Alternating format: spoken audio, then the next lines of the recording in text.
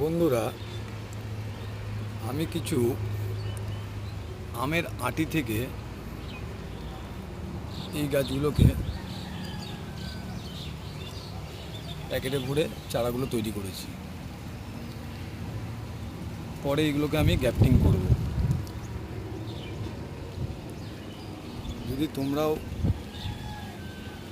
এই ধরনের গ্যাপটিং করতে যাও তাহলে তোমরাও ঘরে বসে শখ পূরণ করার জন্য কিংবা প্র্যাকটিস করার জন্য তোমরা ওই টাইপের করতে পারো।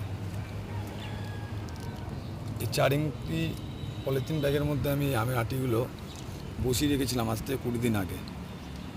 তার মধ্যে একটা গাছই শুকিয়ে গেছে, কিন্তু করে ঘরের মধ্যে গ্যাপটিংয়ের চেষ্টা করতে পারো।